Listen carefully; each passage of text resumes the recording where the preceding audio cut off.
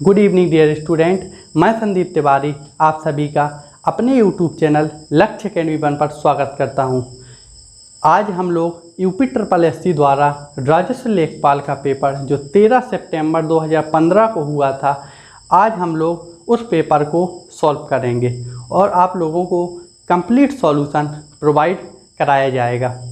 हम लोग उन बच्चों के लिए, उन स्टूडेंट के लिए अलग से मेहनत कर रहे हैं जो बच्चे छोटे छोटे शहरों में से बिलोंग करते हैं, जिनके यहाँ कोचिंग इंस्टीट्यूट नहीं हैं और अपने सपनों को साकार करना चाहते हैं। तो वो लोग हमारे यूट्यूब चैनल से जुड़कर अपने सपनों को साकार कर सकते हैं और अपने जो माता पिता का सपना है वो भी साकार कर सकते हैं, ताकि उनका भविष्य है वो उज्जवल हो। ठीक है, जो हम लोग सबसे पहले मैथ टॉपिक को डिस्कस करेंगे, तत्पश्चात और टॉपिक को डिस्कस करेंगे। सबसे पहले आपकी स्क्रीन पर फर्स्ट क्वेश्चन दिख रहा होगा। आपका फर्स्ट क्वेश्चन है, यदि वृत्त की परिधि उसके व्यास से 18.6 सेंटीमीटर अधिक है तो वृत्त का व्यास क्या होगा। आप लोगों से क्या पूछा गया है? वृत्त का व्यास, और दिया क्या है? वृत्त की परिधि उसके व्यास से 18.6 सेंटीमीटर अधिक है। ठीक है, समझते हैं क्वेश्चन को और फिर उसके तत्पश्चात हम लोग क्वेश्चन को सॉल्व करेंगे। इसमें दिया है वृत्त की परिधि। वृत्त की परिधि कितनी होती है? 2 पाई r। क्या होती है? 2 पाई r। और जो डायमीटर होता है वो क्या होता है? डायमीटर किससे मिलके बनता है? 2r से। अगर त्रिज्या का डबल कर दें तो क्या बन जाता है? डायमीटर। तो 2 पाई r को हम लोग क्या लिख सकते हैं? पाई d। और वृत्त का व्यास क्या होता है? d। d मतलब डायमीटर। उसने बोला है कि जो वृत्त का व्यास है, जो वृत्त की परिधि है, वो वृत्त के व्यास से कितनी अधिक है? 18.6 सेंटीमीटर। यदि हम लोग क्या करें, वृत्त की परिधि में से, अगर वृत्त की परिधि, ठीक है आपकी स्क्रीन पर क्वेश्चन दिख रहा, वृत्त की परिधि क्या होती है? 2 पाई r। और जो डायमीटर होता है किससे मिलके बनता है? अगर त्रिज्या का डबल कर दें तो क्या बन जाता है? डायमीटर। तो यहाँ क्या आ जाएगा? 2r से मिलके क्या बन जाएगा? d। और आपका पाई, ये पाई है तो यहाँ क्या लिख सकते हैं आप लोग? पाई d। और वृत्त की व्यास कितना दिया है? 2r। कितना दिया है? 2r। इसको अपन लोग क्या बोल सकते हैं? d। d मतलब डायमीटर। उसने बोला है जो वृत्त की परिधि है, वृत्त की परिधि वृत्त के व्यास से कितनी है? 18.6 सेंटीमीटर अधिक। कितनी है? 18.6 सेंटीमीटर अधिक। तो अपन लोग वृत्त की परिधि क्या होती है? 2 पाई r। तो अपन लोग क्या करेंगे, यहाँ d बनाने के लिए क्या करेंगे? डायमीटर किससे बनता है? अगर त्रिज्या का डबल कर दिया जाए तो क्या बन जाता है? डायमीटर। अगर 2r से मिल के क्या बनता है? d। और पाई का पाई लिख देंगे, 2r से क्या बन गया? d। यदि त्रिज्या का डबल कर दिया तो डायमीटर। और वृत्त का व्यास क्या होता है? 2r। तो इसको अपन लोग क्या कर लिख सकते हैं? d। और आपके क्वेश्चन में बोला गया है जो वृत्त की परिधि है, वृत्त के व्यास से कितनी अधिक है? 18.6 सेंटीमीटर। कितनी है? 18.6 सेंटीमीटर। वृत्त की परिधि कितनी है? पाई d। ठीक है, और वृत्त का व्यास कितना है? d। तो वृत्त की परिधि कितनी है अधिक? 18.6 सेंटीमीटर। लेकिन यहाँ क्या लगा? बराबर का साइन। जब g अधिक है, या तो इसमें से 18.6 सेंटीमीटर माइनस करो, या फिर इसमें क्या कर दो? 18.6 सेंटीमीटर जोड़ दो। क्योंकि इसमें बोला गया है जो वृत्त की परिधि है, वृत्त के व्यास से कितनी अधिक है? 18.6 सेंटीमीटर। या तो इसमें से माइनस कर देते क्योंकि यहाँ इक्वल का साइन लगा है। फिर इसको सॉल्व करेंगे। पाई d, ये प्लस का d है तो इस साइड आ जाएगा माइनस का d, इज इक्वल टू में क्या बना? 18.6 सेंटीमीटर। ठीक है, अब क्या करेंगे? d कॉमन ले लेंगे, यहाँ क्या बचेगा? पाई, यहाँ क्या बचेगा? 1 इज इक्वल टू 18.6 सेंटीमीटर। ठीक है, अब क्या करेंगे? पाई की वैल्यू रखेंगे। पाई की वैल्यू क्या होती? 22/7 minus 1 is equal to 18.6 centimetre. ठीक है, अब इस लोग को सॉल्व करेंगे। यहाँ लिखेंगे d, यहाँ क्या करेंगे? 22 माइनस 7 यहाँ पहुँच जाएगा, अपोन में क्या आ जाएगा? 7 इज इक्वल टू 18.6 सेंटीमीटर। 22 में से 7 जाएगा, कितना बचेगा? 15। क्या बचेगा? 15। यहाँ क्या आ जाएगा 18.6 सेंटीमीटर। ठीक है, अब लोग क्या कर रहे हैं कि अपन को क्या निकालना, वृत्त का व्यास ही आपको निकालना है।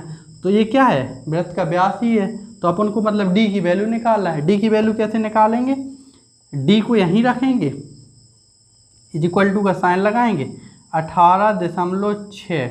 ठीक है, इसका क्या हो जाएगा क्रॉस प्रोडक्ट, इसके नीचे 1 मान लेना, इसका क्रॉस मल्टीप्लाई कर देना। ठीक है, 15 का किस में हो, 7 का किस में हो जाएगा इसमें, और 15 का किस में हो जाएगा इसमें। ठीक है, फिर क्या करेंगे अपन लोग, दशमलव से क्या कर देंगे, यहाँ दशमलव हटाएंगे तो जीरो कितनी आ जाएगी, 1 जीरो, क्योंकि दशमलव के बाद कितने अंक है, 1 अंक। ठीक है, फिर अपन लोग इसको क्या कर देंगे, सॉल्व कर देंगे। तो इसका अगर आप लोग इसे कट करेंगे, 3 18 और 3 दूनी 6, 1 कितनी 5 15। ठीक है, ये आ जाएगा आपका 62 का मल्टीप्लाई किस में कर दोगे 7 में। ठीक है, 62 गुणे 7 कर दोगे, अपोन में क्या आ जाएगा 50। अगर इसका मल्टीप्लाई करोगे 7 दूनी 14, 7 छंग 42 और 1 कितना हो जाएगा 43। ठीक है, अपोन में क्या आ जाएगा 50। फिर क्या करेंगे, इसको 50 से भाग दे देंगे, आपका वही क्या होगा डी की वैल्यू, वही आपका क्या होगा आंसर। अगर इसे 50 से डिवाइड करोगे तो आपका क्या आ जाएगा 8.68 सेंटीमीटर, ये आपका आंसर रहा। ठीक है, इसमें जो ऑप्शन है वो आपका ऑप्शन नंबर ए सही है। चलते हैं नेक्स्ट क्वेश्चन की ओर, आपकी स्क्रीन पर दिख रहा होगा। एक स्कूटर और मोपेड के मूल्यों का अनुपात 9:5 है। यदि एक स्कूटर का मूल्य एक मोपेड के मूल्य से 4200 रुपये अधिक है तो मोपेड का मूल्य क्या होगा। इसमें ये बोला गया है जो स्कूटर और मोपेड के जो प्राइस का अनुपात है 9:5 है, और जो स्कूटर का मूल्य है मोपेड के मूल्य से कितना अधिक है 4200 रुपये अधिक है। चलो समझते हैं क्वेश्चन की ओर। जो स्कूटर है, एक स्कूटर है एक मोपेड है, उनका प्राइस का अनुपात क्या दिया है 9:5। ठीक है, अब उसने बोला है जो स्कूटर का प्राइस है मोपेड के प्राइस से कितना अधिक है 4200 अधिक है। कितना अधिक है 4200, लेकिन आप यहाँ देखोगे यहाँ कितना अधिक है 4 यूनिट। क्या है 4 यूनिट। 4 यूनिट की वैल्यू कितनी थी 4200, कितनी थी 4200। ठीक है, तो 1 यूनिट की वैल्यू क्या हो जाएगी, 4 से इसे डिवाइड कर दोगे, 4 एकम 4 जीरो, 1050। तो आपसे पूछा क्या गया, आपसे पूछा गया मोपेड का प्राइस क्या होगा। मोपेड की वैल्यू कितनी है 5 यूनिट, तो 5 यूनिट की वैल्यू क्या हो जाएगी, जब यहाँ 5 से मल्टीप्लाई किया तो यहाँ भी क्या करेंगे 5 से मल्टीप्लाई, 0 5 25, 5 एकम 5, तो मोपेड का प्राइस कितना हो जाएगा 5250। अगर आपसे स्कूटर का पूछा जाता तो आप किससे मल्टीप्लाई करते 9 से। ये आपका आंसर रहा। चलते हैं नेक्स्ट क्वेश्चन की ओर। सभी दोस्तों से मेरा अनुरोध है कि आप लोग जो भी स्टूडेंट नए हैं हमारे चैनल को लाइक शेयर सब्सक्राइब जरूर कीजिएगा, और अगर आप लोगों को हमारी वीडियो अच्छी लगती है तो अपने दोस्तों के साथ शेयर कीजिएगा। चलते हैं थर्ड क्वेश्चन की ओर। 3 संख्याओं का योगफल 392 है। तीनों संख्याओं का योगफल दिया है। यदि पहली संख्या का दूसरी संख्या से अनुपात कितना है 2:3 है, तथा दूसरी संख्या का तीसरी संख्या से अनुपात कितना है 5:8 है, तो तीसरी संख्या क्या होगी। ठीक है, आपकी स्क्रीन पर क्वेश्चन दिख ही रहा है। आप एक बार पहले उसकी भाषा को समझने का प्रयास करें, क्वेश्चन को समझने का प्रयास करें, ये भी समझें कि किस चैप्टर से क्वेश्चन आते हैं, उस चैप्टर को स्ट्रॉन्ग बनाएं। ठीक है, आप क्या करेंगे, हम लोग इसमें दिया है फर्स्ट संख्या और दूसरी संख्या का अनुपात कितना दिया है 2:3, दूसरी संख्या और तीसरी संख्या का अनुपात क्या दिया है 5:8। लेकिन आप बोलोगे कि यहाँ दूसरी संख्या कितनी है 3 और यहाँ कितनी है 5, तो हम लोग क्या करेंगे, इसको इक्वल करेंगे, क्योंकि ऐसा तो है नहीं, यहाँ भी दूसरी संख्या यहाँ भी दूसरी, पहली संख्या और दूसरी संख्या का अनुपात कितना दिया है 2:3, दूसरी और तीसरी संख्या का अनुपात कितना दिया है 5:8। फिर क्या करेंगे, यहाँ क्या है खाली है, यहाँ भी क्या है खाली है, तो इसके जो पीछे है वही क्या आ जाएगा, यहाँ आगे आ जाएगा। यहाँ क्या था 3, तो यहाँ भी क्या आ जाएगा 3, यहाँ भी खाली है तो इसके आगे क्या है 5, तो यहाँ भी क्या आ जाएगा 5। ठीक है, अब इसका क्या करेंगे, मल्टीप्लाई, तो यहाँ क्या आ जाएगा 10, और फिर इसका मल्टीप्लाई हो कितना आ जाएगा 15, फिर इसका मल्टीप्लाई करोगे कितना आ जाएगा 24। ठीक है, और आपकी क्वेश्चन में बोला गया तीनों संख्याओं का योग कितना है 392, और यहाँ कितना हो रहा तीनों संख्याओं का योग 49 यूनिट की वैल्यू कितनी दी है 392। ठीक है, तो एक यूनिट की वैल्यू क्या हो जाएगी 392 बटे में क्या आ जाएगा 49, तो ये कितनी टाइम्स जाएगा 8 टाइम्स, कितनी टाइम्स जाएगा 8 टाइम्स, तो एक यूनिट की वैल्यू कितनी आ गई 8।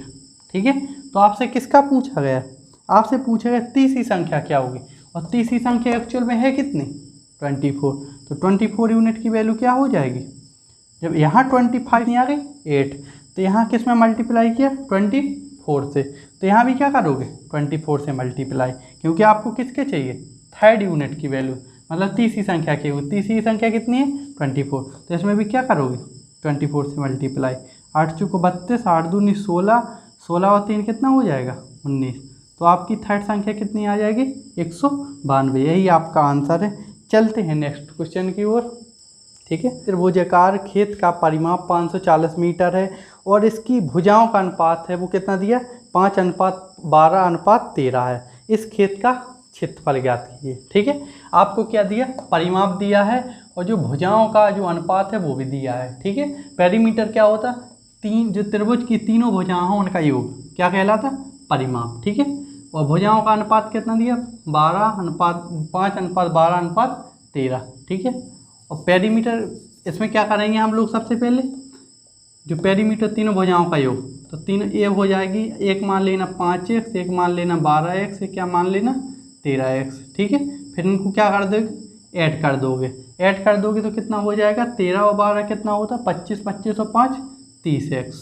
ठीक है, 30x की वैल्यू कितनी थी 540, क्योंकि पेरीमीटर क्या होता तीनों भुजाओं का योग, तो हमने क्या कर दिया तीनों भुजाओं को जोड़ दिया और तीनों भुजाओं का योग कितना दिया था 540, तो यहाँ से क्या आ जाएगी x की वैल्यू 540 बटे में क्या आ जाएगा 30, तो इससे कट जाएगा 3 से वैल्यू कितनी आ जाएगी x की वैल्यू 18।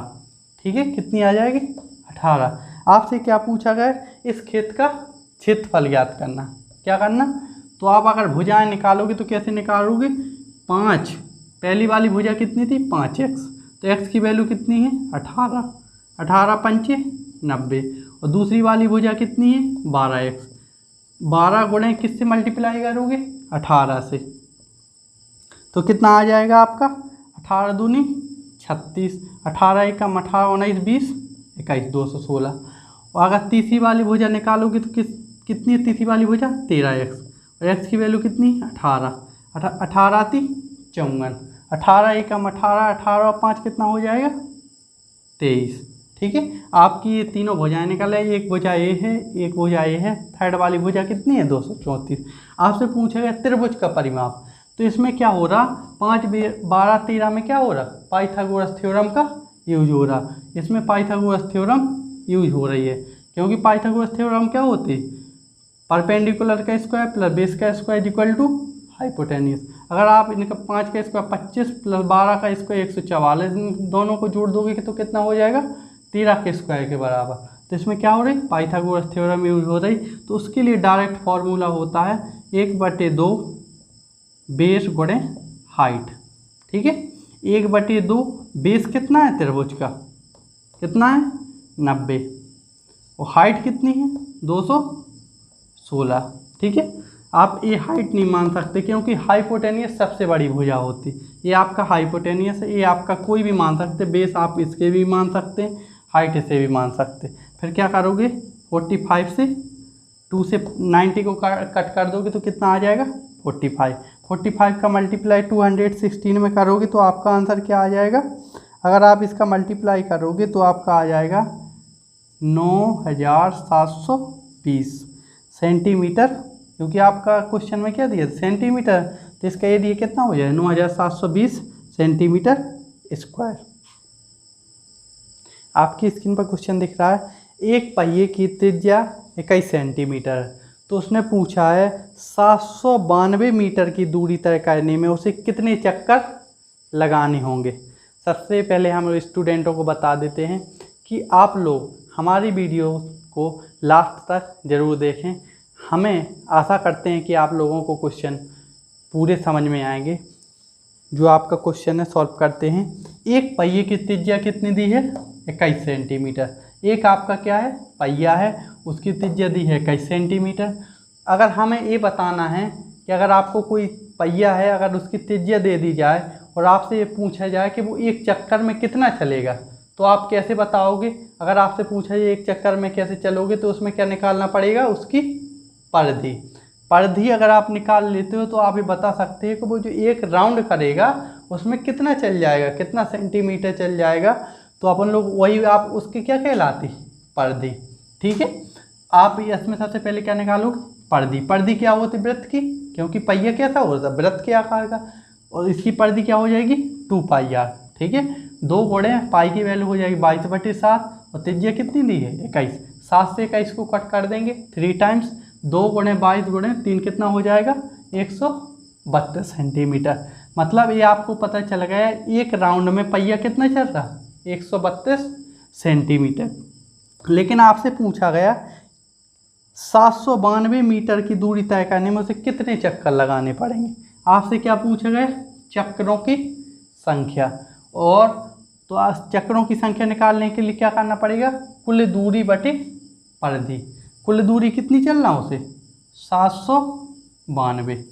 ठीक है, लेकिन आपको ये दूरी है किस में दी है? मीटर में।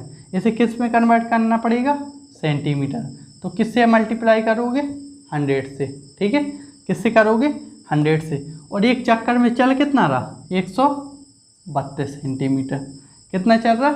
132 सेंटीमीटर। तो 132 से कितनी टाइम्स जाएगा? 6 टाइम्स। तो इसकी वैल्यू कितनी आ जाएगी?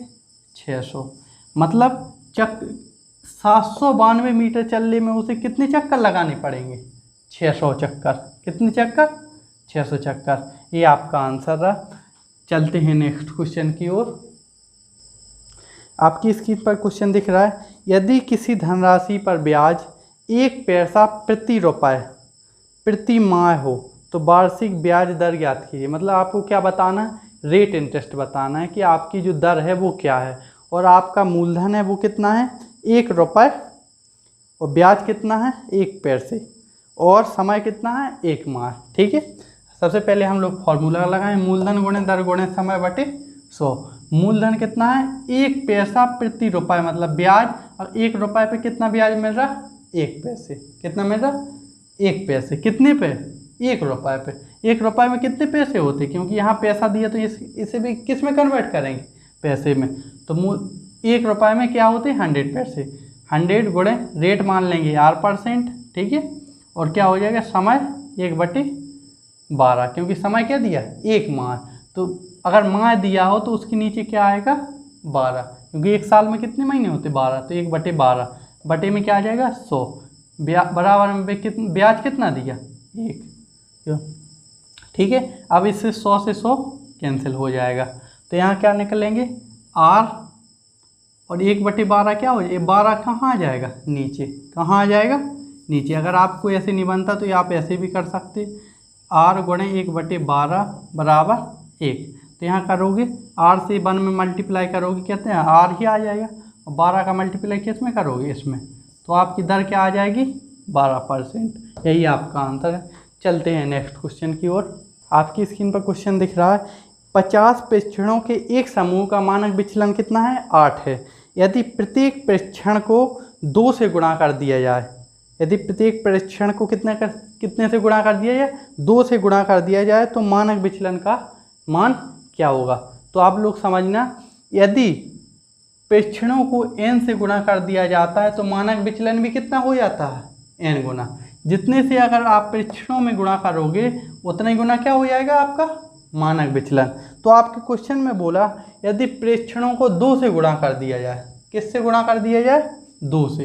यदि आप इसे 2 से मल्टीप्लाई कर रहे हो तो ये कितना हो जाएगा? 100 प्रेक्षण। तो आपका मानक विचलन भी कितने गुना हो जाएगा? 2 गुना। क्योंकि जितने गुना प्रेक्षणों का अगर मान होगा उतनी गुना क्या हो जाएगा, मानक विचलन। क्योंकि अगर इसमें 2 से मल्टीप्लाई कर रहे हो तो मानक विचलन भी क्या हो जाएगा आपका 2 गुना। तो क्या हो जाएगा अगर इससे 2 से मल्टीप्लाई करोगे 16। ये आपका आंसर है। चलते हैं नेक्स्ट क्वेश्चन की ओर। ठीक है, आपकी स्क्रीन पर क्वेश्चन दिख रहा है, x के किस मान के लिए निम्नलिखित आंकड़ों का बहुलक 27 होगा। सबसे पहले आप लोगों को ये समझना है कि बहुलक वाले चैप्टर, माध्यमातिका वाले चैप्टर से क्वेश्चन आपके जो लेखपाल का पेपर है उसमें हमेशा पूछे जाते हैं। उसको अच्छे से पढ़ें, उस टॉपिक को अच्छे से कवर करके जाएं, ताकि जो आने वाला पेपर है उसमें आप लोग अच्छे मार्क्स ले आएँ। ठीक है, आपकी स्क्रीन पर जो क्वेश्चन दिख रहा है उसमें ये पूछा गया है, बहुलक कितना होना चाहिए, 27। बहुलक क्या कहलाता है, जिसकी बारंबारता सबसे अधिक बार आए। मतलब इसमें अगर आप चेक करोगे तो क्या है इसकी बारंबारता, लेकिन उसने आपका क्वेश्चन ही बोल दिया कि बहुलक 27 होगा। मतलब x के किस मान के लिए, मतलब x का क्या मान माने कि बहुलक 27 होगा। तो आप बोलो कि 27 होगा, मतलब बहुलक कितनी बार आए, 27 कितनी बार आए, 1 2 3। ठीक है, बहुलक कब होगा, मतलब जब सबसे ज़्यादा बार आए 27। तो ऐसा तो 25 भी काफ़ी देर आ गए, 3 बार तो 25 ही आ चुका, लेकिन अपन लोगों को बहुलक कितना चाहिए, 27। तो x का मान क्या लेना पड़ेगा आपको, 27, तभी तो 27 सबसे ज़्यादा बार आएगा। तो आपका बहुलक क्या हो जाएगा, 27। यही आपका आंसर है। चलते हैं नेक्स्ट क्वेश्चन की ओर। ये भी आपका माध्यमातिका चैप्टर से क्वेश्चन आया है। आप माध्यमातिका चैप्टर को अच्छे से पढ़ के जाएं, जो आपके एग्जाम में ज़रूर 1 से 2 क्वेश्चन आएंगे। ठीक है, आपकी स्क्रीन पर जो क्वेश्चन दिख रहा है, 1 6 8 3 2 के माध्य और माध्यिका का योगफल ज्ञात कीजिए। मतलब इसमें माध्य भी ज्ञात करना है, माध्यिका भी ज्ञात करना है, फिर उसके बाद क्या करना है, उनका योग करना है। माध्य कैसे निकालते हैं, जो आपके आंकड़े दिए हैं, कौन कौन से आंकड़े दिए हैं, 1 6 8 3 2, ये आपके क्या है, आंकड़े दिए हुए हैं। माध्य कैसे निकालते हैं, इन सभी का योग कर देंगे। क्या कर देंगे, इन सभी का योग, 1 + 6 + 8 + 3 + 2 बटे में क्या लिखते, कितनी संख्याएं, 1 2 3 4 5, तो किससे डिवाइड करेंगे, 5 से। कुल संख्याओं का योग बटे कुल संख्या है 5, तो यहाँ 5 आ जाएगा। अगर आप इन्हें जोड़ोगे, 8 से 14, 14 से 17, 2 9 से 1 20, 20 बटे 5, 5 से 20 से डिवाइड कर देंगे, कितना आ जाएगा, 4। ठीक है, आपका माध्य कितना आ गया, 4। अब आपसे पूछा गया माध्य का, तो माध्य का कैसे निकालेंगे, जो आपके आंकड़े दिए हुए हैं सबसे पहले उन्हें क्या करोगे, या तो आरोही क्रम में लिखोगे या अवरोही क्रम में। तो हम सबसे पहले इतने आरोही क्रम में लिखते हैं। आरोही क्रम मतलब बढ़ता हुआ क्रम। सबसे पहले आएगा 1, फिर 2, फिर 3, फिर 6, फिर 8। ठीक है, लेकिन आपकी आंकड़ी सम है या विषम है, 1 2 3 4 5, तो आप बोलोगे तो क्या है, विषम संख्या है। विषम संख्याओं के लिए माध्यिका का क्या फॉर्मूला होता, n + 1 बटे 2 पद। ठीक है, इसमें कितनी संख्या है, 5, तो यहाँ n की जगह क्या रखोगे, 5 + 1 बटे 2 पद, 5 और 1 6, 6 बटे 2, 6 से अगर 6 को 2 से अगर डिवाइड कर दो तो कितना आ जाएगा, 3 पद। तो आप इसमें बताओगे 3वां पद क्या है, 1 2 3, 3वां पद क्या है, 3। तो आपसे क्वेश्चन में ये पूछा गया माध्य और माध्यिका का योग। माध्य कितना निकला था, 4, माध्यिका कितनी निकली है, 3, 4 और 3 का योग कितना हो जाएगा, 7। यही आपका आंसर है। चलते हैं नेक्स्ट क्वेश्चन की ओर। आपकी स्क्रीन पर क्वेश्चन दिख रहा है, एक व्यक्ति अपनी यात्रा का 2/11 भाग ट्रेन द्वारा, 17/22 भाग कार द्वारा तथा शेष 1 किलोमीटर पैदल चलकर तय करता है, तो वह कितनी दूर चलता है। मतलब आपसे क्या पूछा है, कुल दूरी। क्या पूछा है, कुल दूरी। ठीक है, माना कुल दूरी अपन ने मान ली कितनी है, x किलोमीटर। इसको शॉर्ट मेथड से नहीं लगाएंगे, इसको किससे लगाएंगे, लॉन्ग मेथड से। ठीक है, अपन ने जब कुल दूरी क्या मान ली, x किलोमीटर, और उसने बोला है 2/11 भाग ट्रेन द्वारा, मतलब कुल दूरी का 2/11 भाग, कुल दूरी कितनी थी, x, उसका 2/11, तो उसमें क्या कर देंगे, 2/11 से मल्टीप्लाई कर देंगे, तो कितना आ जाएगा, 2/11 x प्लस और 17/22 भाग कार द्वारा। कुल दूरी कितनी थी, x का 17/22 भाग किससे चल रहा, कार द्वारा। इतनी आप ट्रेन द्वारा चल गए, इतनी किस द्वारा चल गए, कार द्वारा। अगर कुल दूरी में से ट्रेन और कार की दूरी माइनस कर दें तो क्या निकल आएगी, शेष दूरी निकल आएगी। ठीक है, तो अपन लोग क्या करेंगे, कुल दूरी में से ट्रेन और कार की दूरी को माइनस कर देंगे, फिर इसको क्या करेंगे, सॉल्व करेंगे। ये आपकी फ्रैक्शन बन गई, तो इनका क्या करेंगे, एलसीएम लेंगे। तो आपका एलसीएम कितना आ जाएगा, 22। 11 से भाग दोगे, 11 दूनी 22, 2 दूनी 4, 22 एकम 22, 17 एकम 17, 17 और 4 कितना हो जाएगा, 21, 21 एक्स बटे 22। और यहाँ क्या था, एक्स, एक्स माइनस इसके नीचे कुछ नहीं है तो क्या मान लेंगे, 1। फिर क्या करेंगे, इसको भी सॉल्व करेंगे। ये क्या बन गई आपकी भिन्न। तो यहाँ भी क्या लेंगे, एलसीएम। यहाँ क्या आ जाएगा एलसीएम, 22। 1 से 22 में डिवाइड करेंगे, 22, 22x माइनस 21x बराबर कितना आ जाएगा, 1। ठीक है, 22x में से 21x जाएगा, कितना बचेगा, x, x बटे 22 बराबर में क्या आ जाएगा, 1। बराबर में क्या दिया, 1।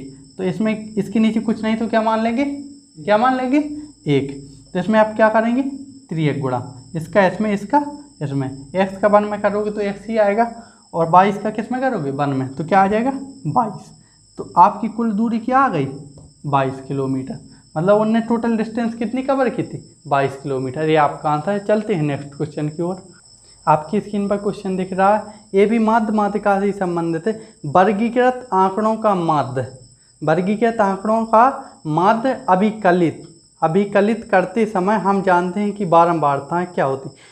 ऑप्शन नंबर 1 वर्गों की ऊपरी सीमाओं पर केंद्रित है। ऑप्शन नंबर बी वर्गों की निम्न सीमाओं पर केंद्रित है। ऑप्शन नंबर सी सभी वर्गों पर समान रूप से बंटित हैं। ऑप्शन नंबर डी क्या है, वर्गों के वर्ग अंकों पर केंद्रित है। तो इसका आंसर होगा ऑप्शन नंबर डी, वर्गों के वर्ग अंकों पर क्या होती, केंद्रित होती। जो बारंबारता होती किस पे होती, वर्गों के वर्ग अंकों पर केंद्रित होती। चलते हैं नेक्स्ट क्वेश्चन की ओर। आपकी स्क्रीन पर क्वेश्चन दिख रहा है, 930.25 के वर्गमूल में से कौन सा सबसे छोटा भिन्न घटाया जाए जिससे प्राप्त परिणाम एक पूर्ण संख्या हो। पूर्ण संख्या समझ रहे हो, मतलब वो दशमलव भी नहीं होने चाहिए, चाहे आपका 2 हो, 3 हो, 4 हो, ये क्या कहलाती, पूर्ण संख्या है। ठीक है, तो अपन लोग क्या करना, 930 क्या करना, 930.25 मतलब इसके वर्गमूल में से कौन सी छोटी से छोटी भिन्न घटाना। क्या करना, छोटा भिन्न घटाया जाए जिससे प्राप्त एक पूर्ण संख्या आए। तो इसमें सबसे पहले क्या निकालेंगे आप लोग, इसका वर्गमूल। ठीक है, वर्गमूल कैसे निकालेंगे, इसका दशमलव हटाएंगे तो नीचे क्या आ जाएगा, दशमलव के बाद कितने अंक है, 2, तो यहाँ क्या आ जाएगा 100। और जो आप 930.25 का जो वर्गमूल होता वो कितना होता, 305। क्या होता, 305। और 100 किसका वर्ग होता है, 100 का वर्गमूल क्या होता, 10। क्या होता, 10। इसे आप डिवाइड कर दोगे तो कितना आ जाएगा, 30.5। अब आपसे पूछा गया कौन सी छोटी से छोटी भिन्न घटाई जाए, कौन सा छोटे से छोटा भिन्न घटाया जाए जिससे प्राप्त परिणाम, इसको आप क्या लिख सकते, 30 + 0.5। इसमें से क्या घटा देंगे अपन लोग, पूर्ण संख्या प्राप्त हो जाए। तो आप बोलोगे 0.5 अगर हम लोग घटा दें तो क्या हो जाएगा, 30, मतलब पूर्ण संख्या प्राप्त हो जाएगी। तो हम लोग क्या करेंगे, इसमें से माइनस 1/2 फ्रैक्शन पूछा ना क्या घटाया जाए, 1/2 घटा दें। 1/2 का मतलब क्या होता, 0.5। अगर इसमें से 0.5 घटा दें अपन लोगों को क्या प्राप्त हो जाएगा, 30। 30 क्या है, एक पूर्ण संख्या है। चलते हैं नेक्स्ट क्वेश्चन की ओर। आपकी स्क्रीन पर क्वेश्चन दिख रहा होगा, आपकी स्क्रीन पर क्वेश्चन दिख रहा है, 300 ग्राम की चीनी के विलयन में 40% क्या है, चीनी है। इसमें कितनी चीनी मिलाई जाए ताकि विलयन में चीनी 50% हो जाए। मतलब 300 ग्राम का विलयन है, ठीक है, उसमें चीनी क्या है, 40% है। और आप वो कह रहा है एक नया घोल बनाना है तो उसमें चीनी की मात्रा कितनी होनी चाहिए, 50%। ठीक है, तो अब 40% की फ्रैक्शन क्या होती, 2/5। अगर आपका टोटल विलयन कितना है, 5 लीटर, 5 लीटर में से चीनी कितनी, शुगर कितनी होगी, 2। ठीक है, आप यहाँ क्या मान सकते, इसे यूनिट भी मान सकते। टोटल विलयन कितना है, 5 यूनिट। ठीक है, तो शुगर कितनी है, 5 का 40% क्या होता है, 2। मतलब शुगर 2 है तो वाटर कितना हो जाएगा, 3, क्योंकि टोटल विलयन कितना है, 5। 5 में से अगर शुगर घटा दोगे तो क्या निकल आएगा, वाटर। लेकिन उसने बोला कि अपन लोगों को जो नया विलयन बनाना है उसमें चीनी की मात्रा कितनी रखनी, 50%। 50% की वैल्यू क्या होती है 1/2। तो मतलब शुगर कितनी चाहिए 1, कितनी है 1। तो वाटर भी कितना हो जाएगा, क्योंकि यहाँ टोटल क्वांटिटी कितनी है 2, टोटल क्वांटिटी है 2 यूनिट, तो वाटर भी कितना हो जाएगा 1, क्योंकि नीचे जो आता है वो टोटल को प्रदर्शित करता, ठीक है। एक आपकी शुगर हो जाएगी, एक आपका क्या हो जाएगा वाटर, तो क्या हो जाएगा दोनों कितने हो जाएंगे 2। लेकिन आपने क्वेश्चन में बोला 300 ग्राम चीनी के मिलान में 40% चीनी है, 40% क्या है, मतलब इनकी वैल्यू कितनी है, 5 यूनिट की वैल्यू कितनी थी 300 ग्राम, कितनी थी 300 ग्राम, तो 1 यूनिट की वैल्यू कितनी आ जाएगी 60 ग्राम, कितनी आ जाएगी 60 ग्राम। तो आपसे पूछा गया है, आपसे पूछा गया है कि शुगर की मात्रा, तो अपन लोग क्या करेंगे, देखो शुगर बढ़ा रहा, वो बिलियन में क्या बढ़ा रहा है शुगर, तो बिलियन को क्या करना, वाटर को क्या करना पड़ेगा इक्वल, क्योंकि वाटर तो बढ़ा नहीं रहा, वो शुगर को बढ़ा रहा, तो यहाँ वाटर 3 है तो यहाँ भी क्या हो जाएगा 3, तो यहाँ भी किससे मल्टीप्लाई हुआ 3 से, ये हो जाएगा 3:3। तो शुगर की मात्रा कितनी बढ़ गई, पहले 2 थी अब कितनी बढ़ गई है, अब कितनी हो गई 3, कितनी यूनिट बढ़ी 1 यूनिट, 1 यूनिट की वैल्यू कितनी आ गई, तो आपका आंसर क्या हो जाएगा, क्योंकि आपसे यही पूछा गया शुगर की कितनी मात्रा बढ़ाई है, तो आपने बता दिया कि पहले 2 यूनिट थी अब 3 यूनिट हो गई, कितनी यूनिट बढ़ा 1 यूनिट, तो आपका आंसर क्या हो जाएगा 60 ग्राम, यही आपका आंसर है। चलते नेक्स्ट क्वेश्चन की ओर। आपकी स्क्रीन पर क्वेश्चन दिख रहा है, किसी संख्या में 8% जोड़ने पर और 3% घटाने से प्राप्त संख्याओं के बीच का अंतर कितना है 407 है, तो मूल संख्या क्या है, ठीक है। तो अपन लोग मानेंगे सबसे पहले मूल संख्या क्या मान लिया अपन ने 100 यूनिट, कितनी है 100 यूनिट, ठीक। 100 यूनिट इसलिए मानी है क्योंकि आप यहाँ तो या तो x मान सकते हैं 100x, या क्या मान सकते हैं कुछ भी, उसके साथ में एक अपन लोगों को क्या लिखना पड़ेगा XYZ कुछ लेना पड़ेगा, ताकि आप लोग यहाँ कन्फ्यूज ना हो, ठीक है। हम लोगों ने मान ली कि संख्या कितनी है 100 यूनिट, वो कह रहा किसी संख्या में 8% जोड़ने पर, अपन ने कितनी मानी थी 100 यूनिट, 100 यूनिट में 8 जोड़ देंगे कितना हो जाएगा 108 यूनिट, वो कह रहा और 3% घटाने पर, तो 100 यूनिट में 3 यूनिट घटा देंगे, 3% घटा देंगे तो क्या हो जाएगा 97 यूनिट, ठीक है। संख्याओं के बीच का अंतर कितना है, अगर इसमें 8 जोड़ दें और इसमें 3 घटा दें तो दोनों संख्याओं के बीच का अंतर कितना दिया 407, तो यहाँ से क्या निकाल आएगी 11 यूनिट की वैल्यू कितनी दी 407, तो 1 यूनिट की वैल्यू क्या आ जाएगी 11 से इसे डिवाइड कर देंगे तो कितना आ जाएगा 37, कितना आ जाएगा 37। तो आपसे पूछा गया संख्या ज्ञात करें, संख्या कितनी मानी थी अपन लोगों ने 100 यूनिट, 1 यूनिट की वैल्यू हो गई कितनी 37, ठीक है। तो 100 यूनिट की वैल्यू जब यहाँ 100 से मल्टीप्लाई किया तो यहाँ भी क्या करना पड़ेगा 100 से मल्टीप्लाई, क्योंकि आपसे क्या पूछा है मूल संख्या अपन ने 100 यूनिट मानी थी, तो इसमें भी क्या करना पड़ेगा 100 मान के भी अपन लोग कर सकते हैं, अगर यहाँ 100 है तो यहाँ कितना हो जाएगा 108, 100 में से 3 घटाएंगे 97, 108 में से 97 घटाएंगे 11 की वैल्यू कितनी दी 407, 1 यूनिट की वैल्यू क्या आ जाएगी 37, तो 100 यूनिट की वैल्यू कितनी हो जाएगी 3700। बस आपके लिए कन्फ्यूजन के लिए दी थे कि मान के चलो आप कन्फ्यूज ना हो, क्योंकि यहाँ आप क्या मानोगे यहाँ भी नंबर आ जाएगा यहाँ भी नंबर, तो आप हो सकता है कन्फ्यूज हो जाए, इसलिए अपन लोगों ने यहाँ यूनिट मान लिया था, आप एक्स भी मान सकते हैं। चलते हैं नेक्स्ट क्वेश्चन की ओर। आपकी स्क्रीन पर क्वेश्चन दिख रहा है 5 सही 3/4, 4 सही 4/5 और 7 सही 3/8 की योगफल में से कौन सा भिन्न जोड़ा जाए, मतलब जो इसका योगफल है उसमें क्या भिन्न जोड़ा जाए ताकि परिणाम एक पूर्ण संख्या आए। पूर्ण संख्या समझ रहे हो, मतलब उसमें दशमलव में नहीं आना चाहिए, मतलब पूरी हो, या तो 30 हो या 50 हो, ठीक है। सबसे पहले हम लोग क्या करेंगे इनको ऐड करेंगे, पहले हम लोग क्या करेंगे इनको अलग ऐड कर देंगे, इससे आप लोगों की सिंप्लीफिकेशन क्या हो जाएगी जल्दी हो जाएगी। इसका 5 इसका 4 इसका 7 अलग ऐड कर देंगे, जो फ्रैक्शन है उनको अलग ऐड कर देंगे, क्योंकि ऐड क्यों करेंगे यहाँ प्लस का साइन लगा है, तो यहाँ क्या लगे यहाँ प्लस का साइन लगाएंगे 3/4 प्लस का 4/5 प्लस का 3/8, फिर इनका क्या करेंगे ये तो कितना हो गया 5 और 4 9 और 7 16, प्लस का प्लस आ जाएगा, फिर इसका क्या करेंगे एलसीएम लेंगे, एलसीएम कितना आ जाएगा 40, आपको इतनी फ्रैक्शन तो आती होगी सॉल्व करना, तो आप इसे सॉल्व कर लोगे। ठीक है, फिर इसको क्या करोगे, ऐड करोगे। तो ऐड करोगे तो कितना आ जाएगा, 77/40। तो 16 + 77/40। अब ऊपर क्या हो गई, बड़ी संख्या आ गई, लेकिन हमेशा क्या होना चाहिए, ऊपर छोटी संख्या होना चाहिए। तो अब हम लोग क्या करेंगे, 40 से 77 को भाग कर देंगे। 40 से अगर 77 को जब भाग करोगे तो एक बार में जाएगा, यहाँ क्या बचेगा, 37। तो यहाँ 1 लिख दिया, यहाँ प्लस का साइन लगा दिया, और 37 ऊपर आ गए, 40 नीचे आ गए। ठीक है, अब 16 × 1 = 17 + 37/40। तो आप बोलोगे इसमें क्या जोड़ा जाए, क्या भिन्न जोड़ा जाए ताकि ये क्या हो जाए, पूर्ण वर्ग हो जाए। क्या हो जाए, पूर्ण वर्ग। तो इसमें क्या हो जाएगा, ये तो पहले से पूर्ण वर्ग है। ठीक है, बस ये संख्या पूर्ण वर्ग नहीं है, तो इसमें क्या करना पड़ेगा अपन लोगों को, क्या जोड़ना पड़े। तो अगर आपसे पूछा जाए क्या जोड़ा जाए, हम पूछ रहे हैं कि 1/2 में क्या जोड़ा जाए कि पूर्ण वर्ग हो जाए, तो आप क्या बोलोगे।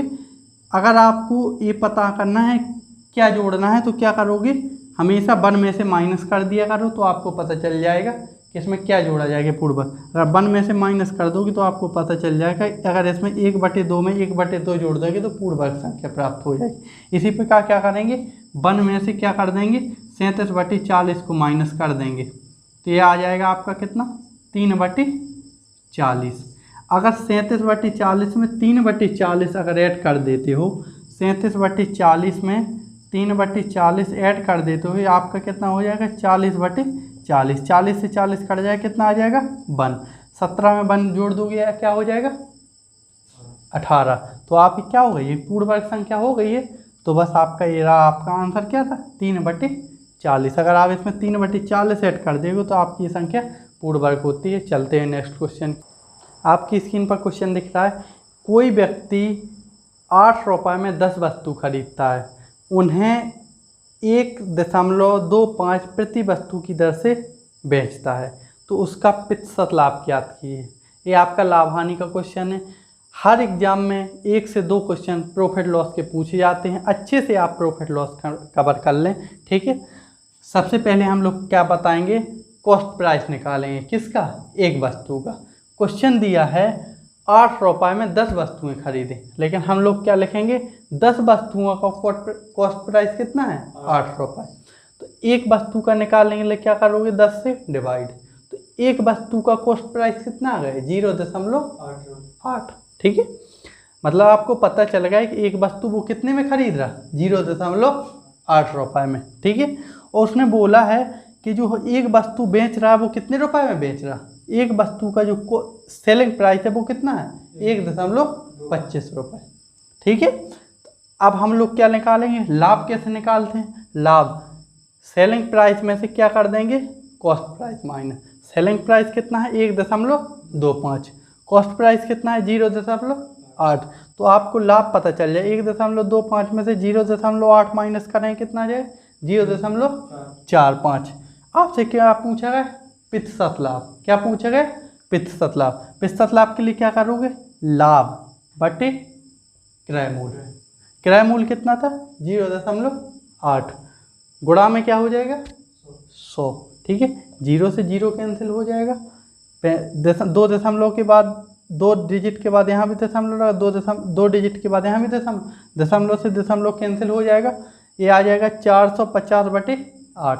फिर इसमें क्या कर दोगे, 8 से डिवाइड कर दोगे, तो आपका कितना आ जाएगा, 56, सही 1/4%। यही आपका आंसर है। चलते हैं नेक्स्ट क्वेश्चन की ओर। आपकी स्क्रीन पर क्वेश्चन दिख रहा है, बजट से पहले किसी कार की कीमत 30% बढ़ाई जाती है। जैसे ही बजट आता है तो उसकी कार की कीमत कितनी बढ़ती है, 30%। ये आपका परसेंटेज का क्वेश्चन है। परसेंटेज से 1 से 2 क्वेश्चन हर एग्जाम में आते हैं, कृपया सबसे पहले परसेंटेज अच्छे से कवर कर लें, परसेंट हो जाएगा। परसेंटेज, प्रॉफिट लॉस, ये अच्छी चैप्टर है, ये अच्छे से कवर करके जाएं एग्जाम में। बजट में फिर 10% बढ़ाई जाती है। कार की कीमत कुल कितने प्रतिशत वृद्धि हुई, बजट से पहले कार की कीमत 30% बढ़ाई जाती है और बजट के बाद 10% बढ़ाई जाती है। तो इसमें क्या लगेगा, सक्सेसिव वाला मेथड लगेगा। ठीक है, सक्सेसिव वाला मेथड का फॉर्मूला होता है x + y + xy/100। बजट के पहले कितनी बढ़ाई गई थी, बजट के पहले कितनी बढ़ाई गई थी? 30%। और बजट के बाद कितनी बढ़ाई गई थी? 10%। तो एक्स की वैल्यू कितनी है? 30। वाई की वैल्यू कितनी है? 10 बटे में 100। एक जीरो से एक जीरो कैंसिल, ये आ जाएगा कितना? 40 प्लस कितना आ जाएगा? 30 3, तो ये कितना आ जाएगा? 43%। तो आपसे पूछा गया कार की कीमत में कुल कितने प्रतिशत वृद्धि। अगर आपका प्रतिशत में वृद्धि पूछी जाए तो आप सक्सेसिव मेथड से निकाल सकते हैं। ठीक है, तो कुल वृद्धि कितनी हुई बजट कार में, कार की कीमत में? 43%। चलते हैं नेक्स्ट क्वेश्चन की ओर। आपकी स्क्रीन पर क्वेश्चन दिख रहा है। आपका क्वेश्चन है, यदि 27 की पावर x बराबर 9 बटे 3 की पावर x, तो 1 बटे x की पावर 4 का मान ज्ञात करना है। मतलब इसमें क्या करना है आपको? सबसे पहले x की वैल्यू पता करना है। x की वैल्यू कैसे पता करेंगे? आपके क्वेश्चन में बस इतना दिया है कि 27 की पावर x बराबर 9 बटे 3 की पावर x, बस इतने क्वेश्चन दिया है। तो यहाँ से हम लोग क्या करेंगे? x की वैल्यू, वो आपसे पूछा ही गया कि इसकी वैल्यू बताइए। ठीक है, इसको सॉल्व करेंगे, यहाँ से x की वैल्यू निकालेंगे, फिर इसमें पुट कर देंगे। ठीक है, 27 की पावर x बराबर 9 बटे 3 की पावर x, इसके नीचे कुछ नहीं तो क्या मान लेंगे? 1। फिर इसका क्या करेंगे? Cross multiply. क्या करेंगे? Cross multiply. तो 27 की पावर x यहाँ आ जाएगा मल्टीप्लाई, मल्टीप्लाई के चिन्ह लगाएंगे, और ये क्या आ जाएगा? 3 की पावर x बराबर में क्या आ जाएगा? 9 का मल्टीप्लाई 1 में करो कितना आ जाएगा? 9। ठीक है, अब यहाँ क्या करेंगे अपन लोग? बेस समान करेंगे। तो बेस समान करने के लिए 27 क्या होता? 3 की पावर 3 की पावर 3, और 3 की पावर 3 यहाँ क्या है? x, तो यहाँ 3 में क्या हो जाएगा? x से मल्टीप्लाई, यहाँ क्या आ जाएगा? गुणे 3 की पावर x बराबर 9। ठीक है, अब यहाँ बेस समान हो गए, बेस समान होने पे पावर क्या हो जाती? ऐड हो जाती। यहाँ क्या आ जाएगा? 3, और ऐड पावर 3x है, यहाँ x है, तो कितना हो जाएगा? पावर 4x बराबर में क्या आ जाएगा? यहाँ क्या है? 9 लिखा, 9 को अपन लोग क्या लिख सकते हैं? 3 की पावर 2, क्योंकि यहाँ पे घातें कंपेयर कर सकते हैं। अगर आधार समान है तो घातें भी क्या होती? जब आधार समान हो तो घातें भी क्या होती? बराबर होती। ठीक है, तो यहाँ क्या करेंगे? जब आधार समान है तो यहाँ घातें भी बराबर कर देंगे। 4x बराबर कितना हो जाएगा? 2। तो x की वैल्यू क्या आ जाएगी? 1 बटे 2। तो आप यहाँ से क्या निकाल लिया आपने? 1 बटे 2। अब आपसे पूछा गया कि 1 बटे x की पावर 4 बताओ, तो x की जगह क्या रख देंगे? 1 बटे 2। ठीक है, मतलब इसमें क्या है कि दोनों के ऊपर 4 है, 1 के ऊपर भी 4 है, 2 के ऊपर भी 4 है, तो 2 कहाँ जाएगा? पलट के ऊपर, और 1 कहाँ बचेगा? नीचे। तो 2 की पावर 4 ऊपर पहुँच गए, 1 की पावर 4 नीचे रह गए। 2 की पावर 4 कितना होता? 16, और 1 की पावर 4 कितना होता? 1। ये आपका आंसर है।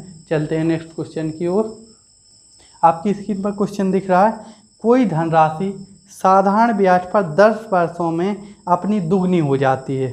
जो कोई धनराशि है 10 वर्ष में कितनी हो जाती? दुगनी हो जाती है। तो ब्याज की दर ज्ञात कीजिए। इसमें आप लोगों को टाइम दिया है और ये बताया गया है कि जैसे कोई धनराशि अगर 100 रुपये है तो 10 वर्ष में कितनी हो जाएगी? 200 हो जाएगी। मतलब धनराशि क्या? मिश्र धन। मिश्र धन कितना हो रहा? 200 रुपये। तो ब्याज कितना मिल रहा होगा? 100 रुपये। तो अपन लोग क्या लिखाएंगे? साधारण ब्याज का फॉर्मूला लगाएंगे। साधारण ब्याज बराबर मूलधन गुणे दर गुणे समय बटे में क्या आ जाएगा? 100 बराबर में क्या होता? इंटरेस्ट। इंटरेस्ट मतलब ब्याज। ठीक है, अपन ने मान लिया कि कोई मूलधन P है। मूलधन क्या है? P। तो 10 वर्ष बाद उस वही धनराशि क्या हो जाती है? डबल हो जाती है। अगर मूलधन P है तो मिश्र धन क्या हो जाएगा? 2P। अगर आपको ब्याज निकालना है तो कैसे निकालोगे? मिश्र धन में से क्या माइनस कर दोगे? मूलधन। तो क्या निकल आएगा आपका? ब्याज। ठीक है, मूलधन P था, रेट आपको निकालना है, समय कितना है? 10 बटे में क्या आ जाएगा? 100 इज इक्वल टू में इंटरेस्ट क्या आ गया था आपका? P। ठीक है, P से P कैंसिल हो जाएगा, 10 0 से 0 कैंसिल हो जाएगा, R की वैल्यू क्या आ जाएगी? 10%। आपसे यही पूछा गया है कि रेट क्या है, तो आप बोलोगे 10%। यही आपका आंसर है। चलते हैं नेक्स्ट क्वेश्चन की ओर। ठीक है, आपका क्वेश्चन है 60 लीटर मिश्रण में, 60 लीटर का एक घोल है, अम्ल और पानी का अनुपात 2:1 है। ठीक है, इसमें कितना लीटर पानी मिलाया जाए ताकि अम्ल और पानी का अनुपात कितना हो जाए, 1:2। जो पहले वाला मिश्रण था उसमें एसिड और वाटर का अनुपात कितना था, 2:1।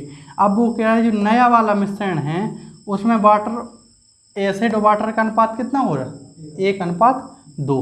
लेकिन क्वेश्चन में पूछा कि कितना पानी मिलाया जाए। जब पानी मिला रहे हैं तो एसिड तो इक्वल होगा, यहाँ भी 2 था तो यहाँ भी क्या हो जाएगा, एसिड 2।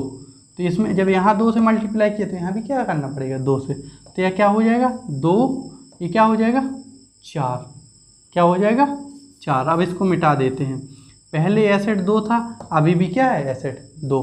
वाटर पहले क्या था, 1, अब कितना हो जाएगा 4। तो आपसे ये पूछा गया कितना वाटर मिलाया जाए। आप जो पहले वाला मिश्रण था उसमें दिया है 60 लीटर मिश्रण था, कितना, 60 लीटर। मतलब एसिड और वाटर को अगर ऐड कर लोगे 3 यूनिट की वैल्यू कितनी दी, 60। तो 1 यूनिट की वैल्यू कितने आ जाएगी, 20। ठीक है। तो आप बोले वाटर कितना मिलाया जाए, पहले कितना था 1, अब कितना हो गए 4, कितना बड़ा 3 यूनिट। तो आपको क्या चाहिए, 3 यूनिट की वैल्यू। 1 यूनिट की वैल्यू 20 है तो 3 यूनिट की वैल्यू क्या हो जाएगी, 60। ठीक है। आप मतलब उसमें आप 60 लीटर पानी मिला दोगे तो आपका क्या हो जाएगा, इतना अनुपात हो जाएगा। यही आपका आंसर। चलते हैं नेक्स्ट क्वेश्चन की ओर। आपकी स्क्रीन पर क्वेश्चन दिख रहा है, एक आयताकार मेज की ऊपरी सतह का परिमाप दिया है 28 मीटर और उसका क्षेत्रफल कितना दिया, 28 मीटर स्क्वायर। तो मेज के कर्ण की लंबाई बताना। क्या बताना, मेज के कर्ण की लंबाई। चलो समझते हैं। सबसे पहले क्या दिया, परिमाप। तो आयत का परिमाप क्या होता है, 2 कोष्ठक लंबाई धन चौड़ाई बराबर कितना हो जाएगा, 28। तो यहाँ से 2 क्या हो जाएगा, इसके नीचे जाएगा, l + b की वैल्यू कितनी आ जाएगी, 14। और आपका दिया है क्षेत्रफल। आयत का क्षेत्रफल क्या होता है, लंबाई गुणे चौड़ाई। कितना दिया, 48 सेंटीमीटर, 48 मीटर। ठीक है। अब आप ऐसे 2 नंबर बताइए कि गुणा जोड़ें तो 14 आना चाहिए, गुणा करें तो कितना चाहिए, आना चाहिए 48। कौन कौन से नंबर हैं, 8 और 6। या तो आप लंबाई 8 मान लो या चौड़ाई 8 मान लो, इसमें कोई कुछ भी मान सकते हैं, इसमें कोई इफेक्ट नहीं पड़ता है क्या कुछ माने। ठीक है। हमने मान लिया कि लंबाई 8 है और चौड़ाई कितनी है, 6। ठीक है। क्योंकि ये दोनों समीकरण को सेटिस्फाई कर रही है। तो आपसे पूछा गया है, जैसे ये आपका आयत है, ठीक है, ये आपकी आयताकार टेबल है। अगर लंबाई ये 8 है तो ये भी क्या होगी, 8। क्योंकि आयत में क्या होता है, आमने सामने की भुजाएं बराबर।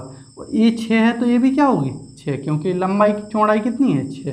तो आपसे पूछा गया कि मेज के कर्ण की लंबाई। तो मेज का कर्ण क्या कहलाएगा, ये वाला। ठीक है। ये 6 है, ये 8 है, तो ये क्या हो जाएगी, 10। या तो आप पाइथागोरस थ्योरम लगा दो, या ये आपका ट्रिपलेट बन रहा है 6, 8, 10। तो आपसे यही पूछा गया है मेज के कर्ण की लंबाई। तो मेज के कर्ण की लंबाई कितनी आ गई, 10। यही आपका आंसर है। चलते हैं नेक्स्ट क्वेश्चन की ओर। आपकी स्क्रीन पर दिख रहा है, आपकी स्क्रीन पर क्वेश्चन दिख रहा है, 2 संख्याओं का महत्तम समावर्तक और लघुत्तम समावर्तक कितना दिया, क्रमशः एचसीएफ 12 दिया है और एलसीएम कितना दिया है, 2448। यदि दोनों संख्याओं का अंतर 60 दिया है, ठीक है, तो आपसे पूछा गया दोनों संख्याओं का योगफल क्या है। ठीक, आपको क्या क्या दिया, एलसीएम भी दिया, एचसीएफ भी दिया और दोनों संख्याओं का अंतर भी दिया। हमने क्या मान लिया, दोनों संख्याएं, एक संख्या ए है, एक संख्या क्या है, बी है। दोनों संख्याओं का अंतर कितना दिया, 60। और एलसीएम कितना दिया, 12। एचसीएफ के एलसीएम कितना दिया, एलसीएम आपका ए है, एचसीएफ आपका ए है। ठीक है।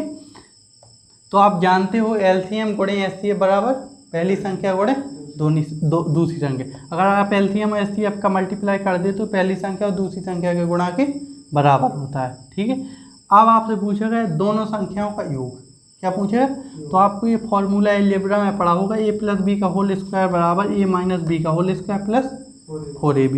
यहाँ का स्क्वायर हटाएंगे तो यहाँ रूट लग जाएगा। और आपको a - b की वैल्यू कितनी दी, 60, तो यहाँ पुट कर दी 4ab। क्या है, पहली संख्या गुणे दूसरी संख्या। आप बोलोगे पहली संख्या गुणे दूसरी संख्या, पहली संख्या तो यहाँ दी नहीं है ना, दूसरी संख्या दी। तो जो पहली संख्या और दूसरी संख्या का गुणनफल होता है वो किसके बराबर होता है, एलसीएम और एचसीएफ के। तो अपन यहाँ क्या करेंगे, एलसीएम गुणे एचसीएफ। आप इसे सॉल्व कर लोगे, इसका स्क्वायर 3600, इसका मल्टीप्लाई करोगे 117504, इसको ऐड कर दोगे तो क्या आ जाएगा 121104। ठीक है। इसको अगर वर्गमूल निकालोगे इसका तो कितना आ जाएगा 348। तो ये किसके बराबर आ जाएगा, a + b बराबर कितना आ जाएगा 348। यही आपसे पूछा गया है कि a + b का मतलब दोनों संख्याओं का योग बताइए। आज की क्लास यहीं समाप्त करते हैं। हम लोगों ने पूरे जितने UPSSC की जो राजस्व लेखपाल में 2015 में क्वेश्चन पूछे गए थे, हम लोगों ने पूरे 25 क्वेश्चन मैथ के सॉल्व कर लिए हैं और कोई भी क्वेश्चन इसमें हम लोगों ने नहीं छोड़ा है। ठीक है, अगर आप लोगों को हमारी क्लास अच्छी लगती है तो अपने दोस्तों के साथ लाइक शेयर सब्सक्राइब ज़रूर कीजिएगा और उनसे बताइए कि हम लोग भी जो प्रीवियस ईयर क्वेश्चन है वो कंटिन्यू सॉल्व करवा रहे हैं। अगर आप लोग शेयर करते हैं तो हम लोग आप लोगों के लिए यह सीरीज़ आगे निरंतर आगे चलाते रहेंगे। धन्यवाद।